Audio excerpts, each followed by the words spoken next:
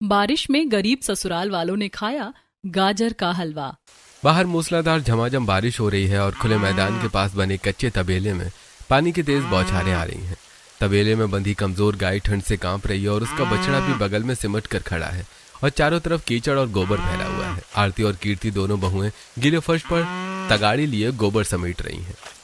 हे भगवान, इस मूसलाधार बारिश ने तो सारा हाल बेहाल कर दिया है। हमारी गरीबी की सजा ये बेचारी गाय माता भी भुगत रही है।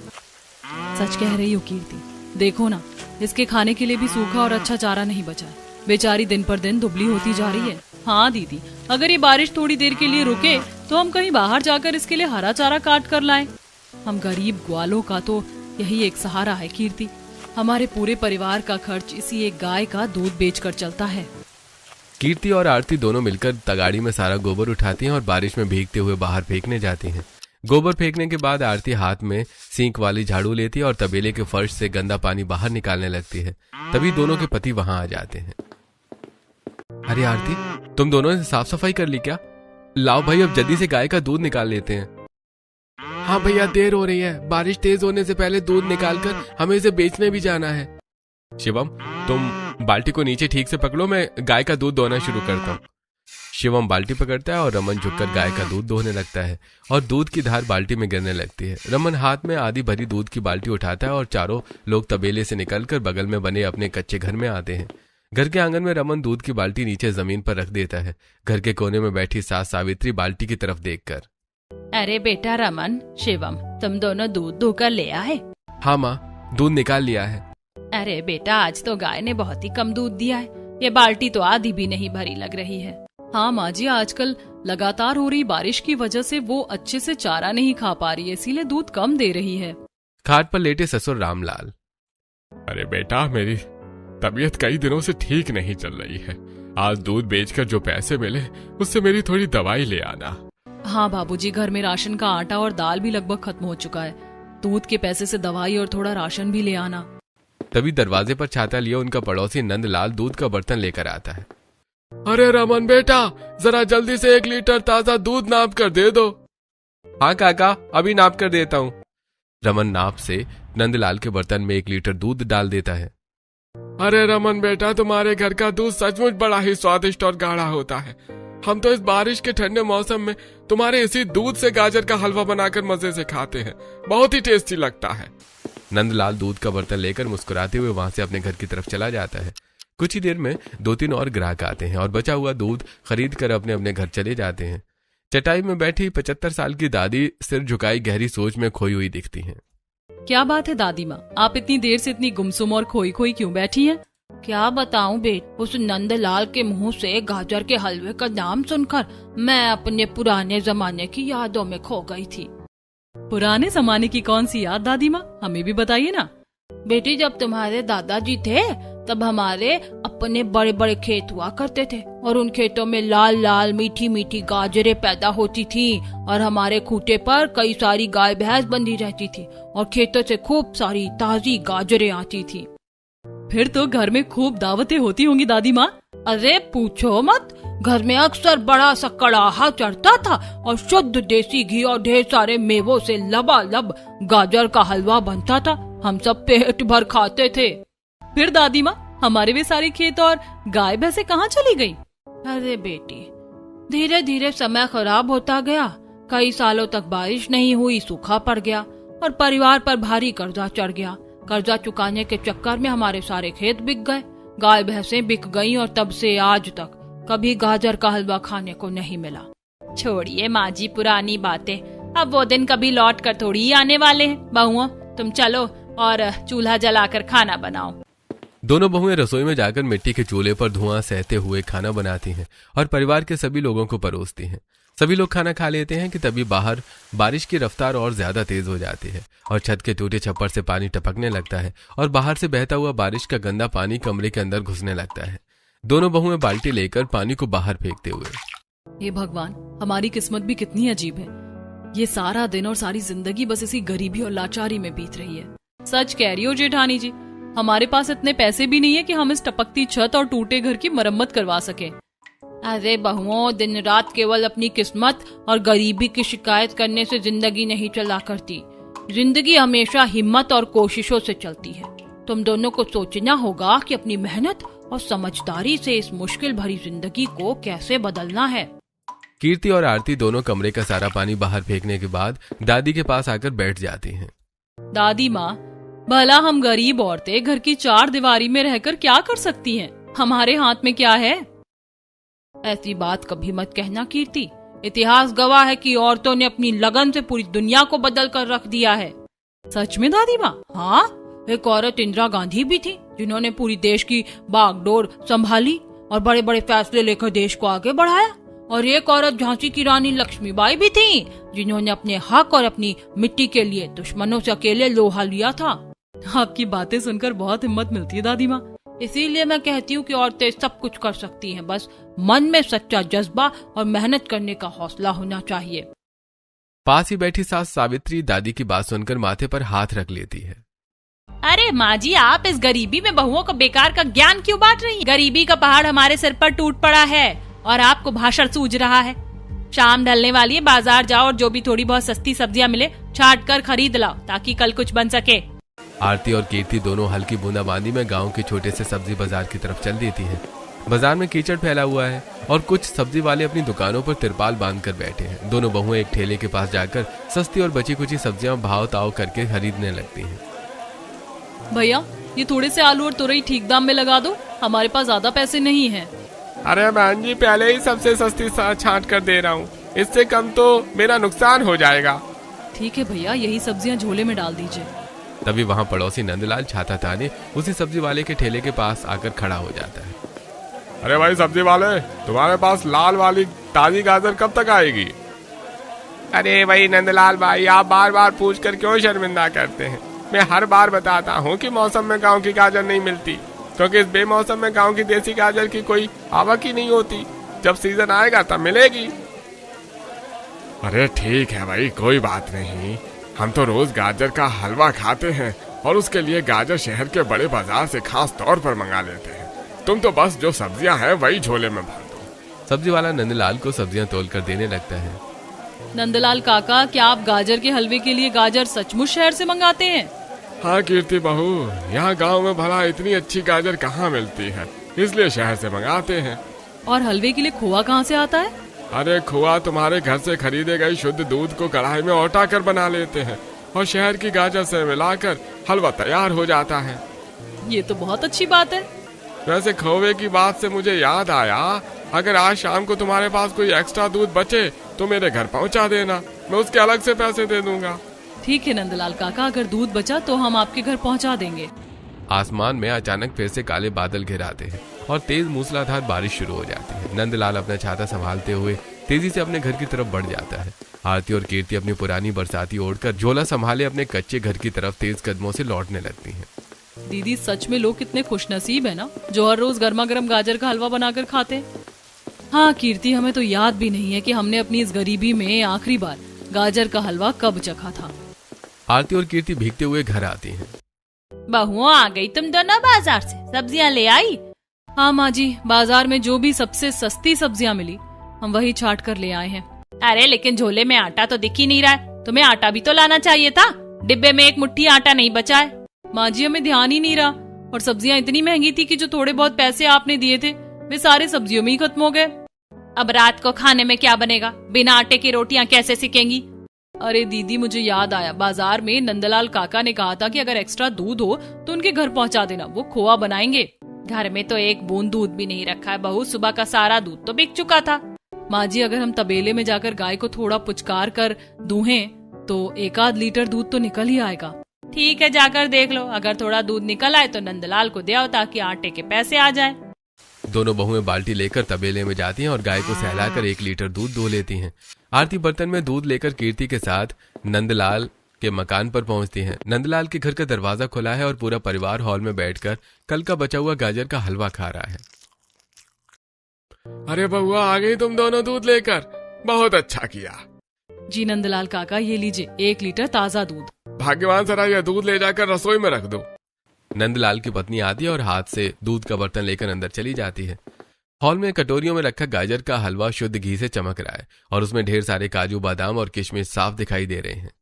दीदी देखो तो जरा, वो गाजर का हलवा कितना ज्यादा स्वादिष्ट और सुंदर दिख रहा है।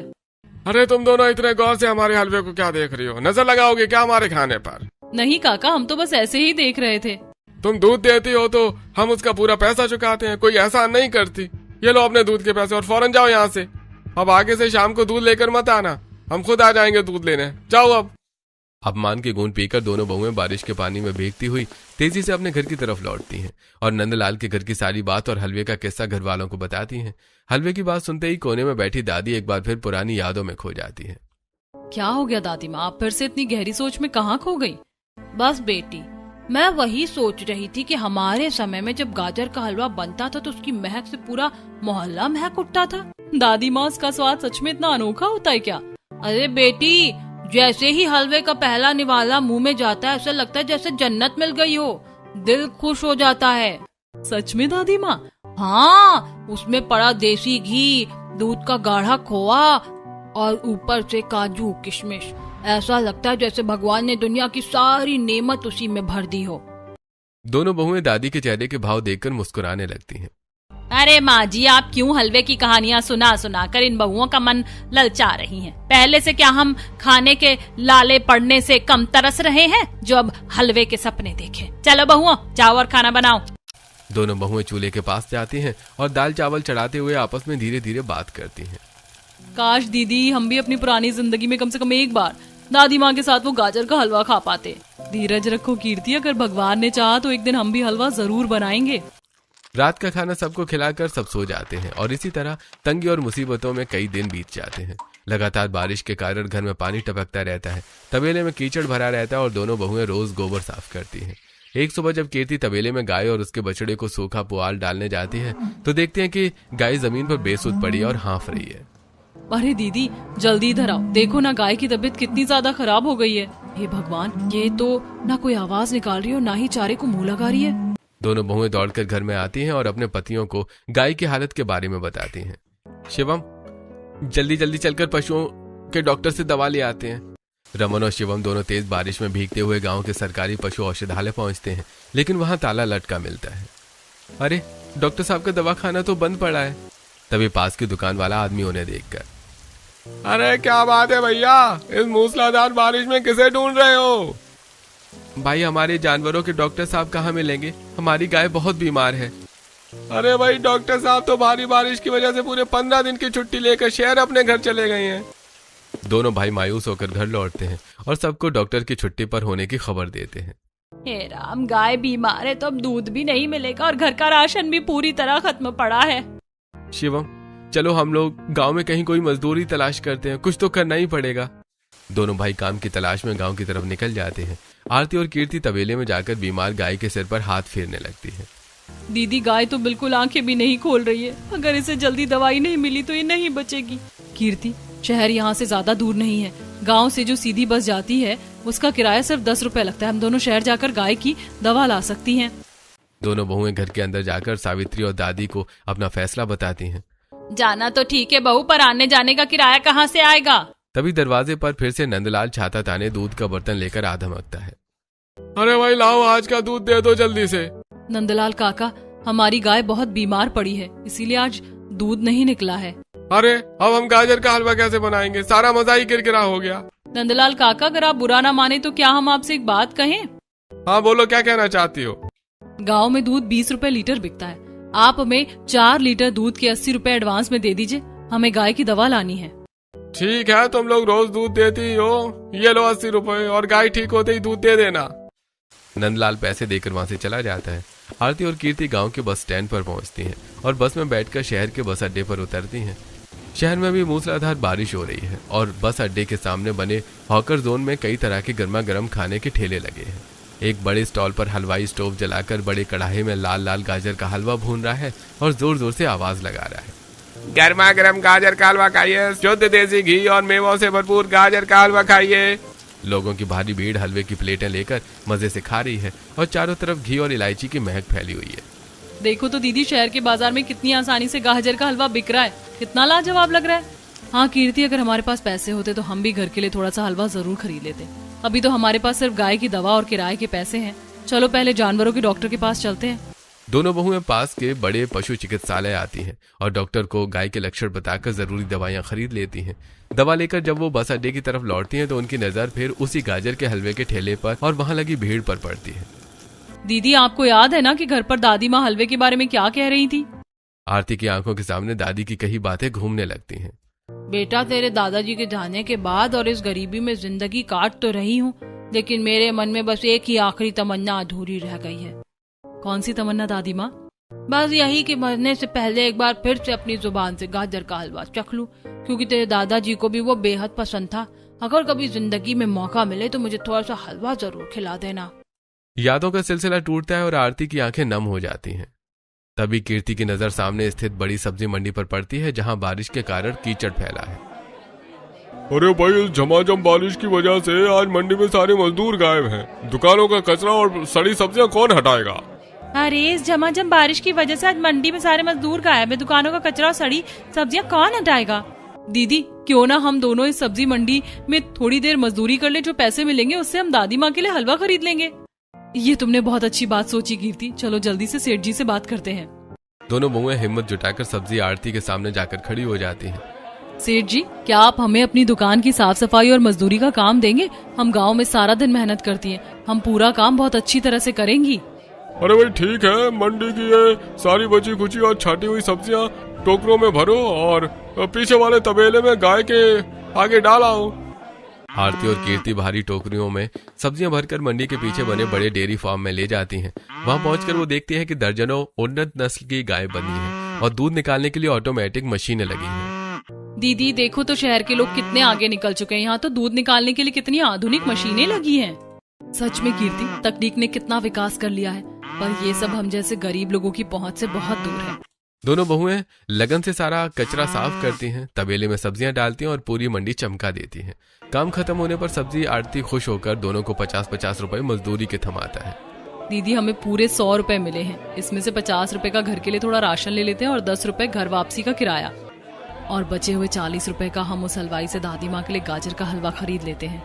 दोनों बहनें खुशी खुशी हलवाई के बड़े ठेले पर पहुंचती हैं। भैया, हमें भी थोड़ा सा गाजर का हलवा दे दीजिए। बहन जी, हाँ बिल्कुल लीजिए, हमारा हलवा एकदम शुद्ध देसी घी और मेवों से लबालब है। बताइए कितना दूं? भैया, आप हमें 1 पाव हलवा तोल दीजिए। ठीक है, 1 पाव 250 रुपए निकालिए। 250 रुपए? भैया, हमारे पास इतने पैसे तो नहीं है, आप बस ये 40 रुपए का थोड़ा सा हलवा दे दीजिए। पास में खड़ी 2 अमीर औरतें ये सुनकर जोर से हंसने लगती हैं। देखो तो, लगता है ये गांव की औरतें गाजर का हलवा नहीं बल्कि सड़क की मूली खरीदने आई हैं।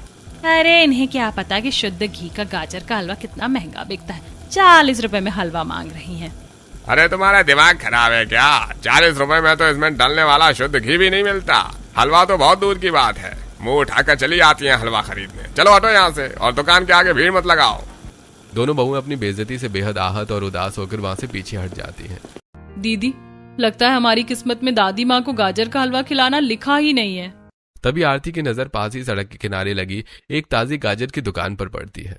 कीर्ति, हलवा ना सही पर हमारे पास जो पैसे हैं उससे हम कच्ची गाजरें तो खरीद ही सकती हैं। लेकिन दीदी, सिर्फ गाजर खरीद कर हम क्या करेंगे? जो होगा देखा जाएगा। कम से कम गाजर तो घर ले चले। चलो गाजर खरीद लेते हैं। आरती बचे हुए 40 रुपए की ताजी लाल गाजरें खरीद कर झोले में रख लेती है। आरती और कीर्ति शहर से बस पकड़कर शाम ढलते ही अपने गांव वापस लौटती हैं। बहू, आ गई तुम दोनों शहर से? गाय की दवाई मिल गई क्या? हाँ माँ जी, हम डॉक्टर से गाय की अच्छी दवाई लेकर आ गए हैं और साथ में 50 रुपए का थोड़ा आटा और दाल भी खरीद लाई हैं। दोनों बहुएं अपनी मजदूरी और हलवे वाले की बेइज्जती की बात छुपा जाती हैं, लेकिन सावित्री की नजर झोले में रखी लाल गाजरों पर पड़ती है। अरे, लेकिन तुम ये ढेर सारी लाल गाजरें क्यों खरीद लाई? इनका क्या करोगी? माँ जी, उस वक्त तो कुछ समझ नहीं आया, बस गाजरें अच्छी दिखी तो हमने खरीद ली। कीर्ति, पहले चलो तबेले में चलकर गाय को दवाई खिला देते हैं। दोनों बहुएं तबेले में जाकर बीमार गाय को पानी में घोलकर दवा पिलाती हैं और उसके ऊपर सूखा बोरा उड़ा देती हैं। अगली सुबह आरती तबेले में जाकर देखती है कि गाय अपने पैरों पर खड़ी है और चारा चबा रही है। कीर्ति, जल्दी आओ, देखो हमारी गाय की तबीयत बिल्कुल ठीक हो गई है। हे भगवान, आपका लाख लाख शुक्र है। गाय माता आप बिल्कुल स्वस्थ लग रही हैं। रमन और शिवम तबेले में आकर गाय का दूध दोहते हैं और इस बार गाय पूरी 1 बाल्टी ताजा और गाढ़ा दूध देती है। दोनों भाई दूध की भरी बाल्टी लेकर घर में आते हैं। माँ, गाय अब पूरी तरह से ठीक है और उसने अच्छी मात्रा में दूध दिया है। भैया, चलो गांव में 4-5 घरों में जहाँ हमारा दूध बना है वहाँ जाकर बांट आते हैं। अरे बेटा रुक जाओ, कल बहुएं जो गाजर खरीद कर लाई थी उस गाजर का भी तो कुछ करना पड़ेगा। हाँ माँ जी, मैं भी यही सोच रही थी कि आज हम दूध बाहर बेचने नहीं भेजते, आज हम ये दूध घर पर ही रख लेते हैं और दादी माँ के लिए गाजर का हलवा बनाते हैं। तभी नंदलाल हाथ में छाता और दूध का बर्तन लिए घर के दरवाजे पर आ जाता है। अरे रमन भाई, कल मैंने 4 लीटर दूध के 80 रुपए एडवांस दिए थे, लाओ आज मेरा दूध दे दो। हाँ नंदलाल काका जी, गाय ठीक हो गई है, ये लीजिए आपका 2 लीटर दूध, और 2 लीटर दूध आप बाद में ले लेना। रमन बाल्टी से 2 लीटर दूध नाप कर नंदलाल के बर्तन में डाल देता है और नंदलाल दूध लेकर अपने घर चला जाता है। दीदी, नंदलाल काका को देने के बाद भी बाल्टी में आधा दूध बच गया है, इससे हमारा काम आराम से हो जाएगा। हाँ, ये आधा दूध हम बचा लेते हैं और इसी से आज गाजर का हलवा बनाएंगे। अरे बहुओं, हलवे में सिर्फ दूध और गाजर से पूरा स्वाद नहीं आता, बिना शुद्ध घी और थोड़े मेवों के हलवा अच्छा नहीं लगेगा। लेकिन दादी माँ, हमारे पास घी और मेवे खरीदने के पैसे तो हैं ही नहीं। चिंता मत करो, मैं और शिवम अभी गांव के लाला की किराने की दुकान पर जाते हैं और बात करते हैं। रमन और शिवम दोनों भाई गांव के लाला की दुकान पर पहुंचते हैं। लाला जी, हमें थोड़ा सा शुद्ध देसी घी, थोड़ी सी किशमिश, काजू और इलायची दे दीजिए। अरे भाई रमन, आज तुम्हारे घर में क्या कोई खास दावत पक रही है? हाँ लाला जी, आज घर में दादी माँ के लिए गाजर का हलवा बनने जा रहा है। अच्छा, तो तुम लोग गाजर का हलवा भी मुझसे उधार का सामान लेकर बनाओगे? मेरे पास उधार देने के लिए सामान नहीं है। लाला जी, आप सामान दे दीजिए, उसके बदले में हम आपको कल से 2 दिन तक मुफ्त में दूध दे देंगे। ठीक है भाई, मेरी एक शर्त है, तुम्हें मुझे 2 लीटर दूध ज्यादा देना पड़ेगा। हमें आपकी शर्त मंजूर है लाला जी, आप सामान तोल दीजिए। लाला उन्हें घी, इलायची और मेवे की पुड़िया बांध कर दे देता है और दोनों भाई सामान लेकर घर लौटते हैं। अरे ये लो आरती, लाला ने सारा सामान दे दिया है, बस उसे 2 लीटर दूध ज्यादा देना पड़ेगा। बहुत अच्छा हुआ, अब हमारे पास सारा सामान आ गया है। दादी माँ, हमने तो अपनी जिंदगी में कभी गाजर का हलवा नहीं बनाया, आप हमें इसकी सही रेसिपी बताइए ना। हाँ हाँ, क्यों नहीं, चलो मैं खुद रसोई में चूल्हे के पास बैठकर तुम्हें एक एक चीज बताती हूँ। दादी रसोई में जाकर चूल्हे के पास पीढ़े पर बैठ जाती हैं। बहुओं, सबसे पहले सारी लाल गाजरों को कद्दूकस से बारीक बारीक कसो और दूसरी तरफ चूल्हे पर दूध को कढ़ाई में उबलने के लिए चढ़ा दो। आरती और कीर्ति तेजी से सारी गाजरों को घिसती हैं और कीर्ति चूल्हे पर कढ़ाई रखकर उसमें दूध खौलाने लगती है। दादी माँ देखिए, सारी गाजरें बहुत अच्छी तरह घिस गई हैं और दूध भी उबलने लगा है। शाबाश, अब इस कद्दूकस की हुई गाजर को उबलते दूध में डाल दो और धीमी आंच पर धीरे धीरे पकने दो। आरती सारी घिसी हुई गाजर दूध में डाल देती है और कलछुल से लगातार चलाने लगती है। कुछ ही देर में दूध गाढ़ा होकर गाजर के साथ एक सार होने लगता है और भीनी भीनी खुशबू उठने लगती है। अरे वाह, अभी से कितनी लाजवाब और मीठी खुशबू आने लगी है। अरे अभी तो असली स्वाद बाकी है, लाला की दुकान से जो छोटी इलायची आई है उसे कूट कर इसमें डाल दो। कीर्ति इलायची कूट कर कढ़ाई में डाल देती है। दादी माँ, अब आगे क्या करना है बताइए। अब दूसरी कढ़ाई में थोड़ा सा देसी घी गर्म करो, उसमें लौंग और इलायची का तड़का लगाओ और थोड़ी सी चीनी डालकर गाढ़ी चाशनी तैयार करो। आरती दूसरी तरफ घी गर्म करके चाशनी बनाती है और दादी के कहे अनुसार उसे उबलते हुए दूध और गाजर के मिश्रण में मिला देती है। बस अब आंच को बिल्कुल धीमा रखो और इसे कलछुल से तब तक लगातार भूनती रहो जब तक कि ये सारा घी ना छोड़ दे। दोनों बहुएं बारी बारी से कढ़ाई को खूब भूनती हैं, जिससे हलवे का रंग गहरा लाल और चमकदार हो जाता है। हलवे की मनमोहक खुशबू पूरे घर में फैल जाती है। बाहर बैठा रामलाल, अरे वाह भाई वाह, क्या गजब की खुशबू आ रही है। सालों पहले अपनी माँ के हाथ का बना हलवा खाया था, आज फिर वही पुरानी महक आ रही है। हलवा पूरी तरह बनकर तैयार हो जाता है और आरती उसके ऊपर कटे हुए काजू और किशमिश सजा देती है। बाहर झमाझम बारिश की बूंदें गिर रही हैं और अंदर पूरा परिवार एक साथ चटाई पर बैठकर गर्मा गर्म हलवे का मजा लेता है। दादी कांपते हाथों से पहला निवाला अपने मुंह में रखती हैं और उनकी आंखें खुशी और तृप्ति से बंद हो जाती हैं। आहा, सचमुच मजा आ गया। इतने सालों बाद आज मुझे मेरे पुराने दिनों का वही असली और लाजवाब स्वाद मिल गया। बहुओं, तुम दोनों ने तो सच में कमाल कर दिया। इतना स्वादिष्ट हलवा तो शायद शहर की दुकानों पर भी ना मिले। बहुत ही लजीज हलवा बना है, खाकर आत्मा तृप्त हो गई। सच में भाभी, आज का दिन हमेशा याद रहेगा। पूरा परिवार बारिश के सुहावने मौसम में खुशी खुशी हलवा खाता है और बहुओं की तारीफ करता है। इस घटना के बाद कुछ दिन और बीत जाते हैं, लेकिन परिवार की आर्थिक तंगी और गरीबी की समस्याएं वैसी ही बनी रहती हैं। बारिश के कारण रमन और शिवम को गांव में कोई पक्की मजदूरी नहीं मिलती और गाय से भी केवल सीमित दूध ही निकलता है। एक दोपहर आरती और कीर्ति हॉल में बैठकर बातें करते हुए, दीदी अगर हम सिर्फ घर में बैठे रहेंगे तो ये गरीबी कभी खत्म नहीं होगी। क्यों ना हम दोनों रोज शहर जाकर उस सब्जी मंडी में मजदूरी करें। हाँ कीर्ति, वहाँ हमें रोज 100 रुपए की मजदूरी मिलेगी। अगर 20 रुपए आने जाने के किराए में भी कट गए तो भी रोज के 80 रुपए बचेंगे। आरती, तुम्हारा सोचना बिल्कुल सही है। इससे परिवार को बहुत बड़ा सहारा मिलेगा। ठीक है बहू, सुबह घर का और गाय की देखभाल का काम मैं संभाल लूंगी। तुम दोनों शहर जाकर काम कर लो। और हम दोनों भाई भी बाहर दूसरी जगहों पर काम तलाश करके कुछ और पैसे जोड़ेंगे। अगले दिन से आरती और कीर्ति रोज सुबह बस से शहर जाने लगती हैं। बस स्टैंड पर उतरती उन्हें वही हलवे का स्टॉल दिखता है जहां हलवाई उन्हें दूर से देखता है। अरे भाई, कहीं ये दोनों औरतें फिर से 40 रुपए में हलवा मांगने तो नहीं आ रही हैं? हम आज हलवा खरीदने नहीं आए, पर अपनी मेहनत के दम पर एक दिन अपनी दुकान जरूर खड़ी करेंगे। दोनों बहुएं सब्जी मंडी पहुंचती हैं और आरती के पास जाती हैं। सेठ जी, हम काम करने के लिए आ गए हैं। बहुत बढ़िया, जल्दी से सारी सब्जियां छांटो और पीछे तबेले में पहुंचा दो। दोनों बहुएं पूरे मन से दिन भर काम करती हैं। शाम को मजदूरी के पैसे लेकर घर लौटती हैं और परिवार के लिए खाना बनाती हैं। कई हफ्तों तक ये सिलसिला लगातार चलता रहता है और परिवार के सभी लोग पाई पाई बचाकर पैसे जमा करने लगते हैं। एक शाम जब दोनों बहुएं दादी माँ से, दादी माँ, आपने बिल्कुल सच कहा था कि औरतें अगर ठान लें तो अपनी मेहनत से अपना भविष्य पूरी तरह बदल सकती हैं। बहू, क्या सोच रही हो तुम? तुम्हारे दिमाग में क्या योजना चल रही है? माँ जी, हमने शहर की बड़ी डेयरियों में देखा है कि कैसे लोग दूध और उससे बनी चीजों का सही व्यापार करते हैं। हमने शहर में काम करके काफी पैसे जमा कर लिए हैं। हाँ, मैंने और भैया ने भी मजदूरी के पैसे जोड़ कर रखे हैं। और मैंने भी घर के खर्च से बचाकर कुछ रुपए संभाल कर रखे हैं। इन सारे पैसों को मिलाकर हम एक नई दुधारू गाय खरीद सकते हैं। अगले दिन रमन और शिवम पशु हाट जाते हैं और एक बेहतरीन नस्ल की दुधारू गाय खरीदकर घर ले आते हैं। अब घर में 2 गाय हो जाती हैं और दोनों से ज्यादा मात्रा में शुद्ध दूध मिलने लगता है। अगले दिन आरती और कीर्ति शहर की मंडी में काम करने के बाद सब्जी आरती से मिलती है। सेठ जी, आज हमें मजदूरी के पैसों की जगह अच्छी और ताजी लाल गाजरें दे दीजिए। ठीक है, ये 2 बोरी बढ़िया गाजरें तुम अपने साथ ले जाओ। दोनों बहुएं गाजर की बोरियां लेकर घर आती हैं और उन्हें छील कर कद्दूकस करने लगती हैं। बहुआ, इतनी सारी गाजरों का तुम क्या करने वाली हो? माँ जी, हमारे पास अपनी 2 गायों का भरपूर शुद्ध दूध और ये ताजी गाजरें हैं। अब हम रोज गाजर का हलवा बनाकर डिब्बों में बेचेंगे। बचत के पैसों से वो बाजार से शुद्ध घी और मेवे ले आती हैं और दादी की बताई विधि से कढ़ाई में शुद्ध गाजर का हलवा तैयार करती हैं। आरती और कीर्ति हलवे को साफ सुथरे छोटे पैकेट्स में पैक करती है और गांव के मोहल्ले में ले जाती है। शुद्ध देसी घी और घर के दूध से बना गर्मा गर्म गाजर का हलवा ले लीजिए। अरे क्या भाई, तुम्हारे पास गाजर का हलवा है? कितने का एक पैकेट दे रही हो? सिर्फ 50 रुपए का एक पैकेट है नंदलाल काका, बिल्कुल शुद्ध और ताजा। अरे ये तो बहुत सस्ता है, लाओ मुझे 2 पैकेट दे दो।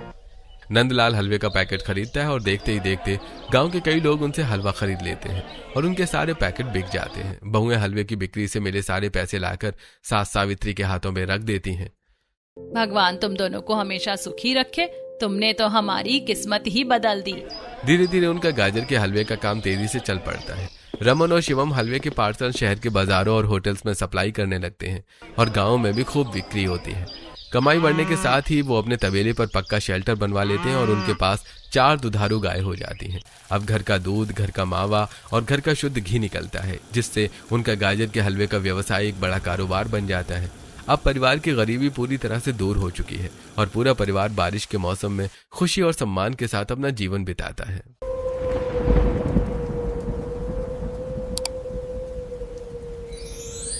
क्योंकि अगली कहानी शायद आपके बारे में हो।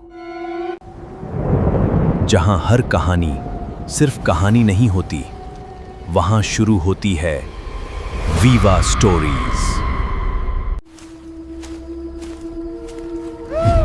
ऐसी ही रोमांचक कहानी के लिए हमें सब्सक्राइब कीजिए और बेल आइकन दबाएं।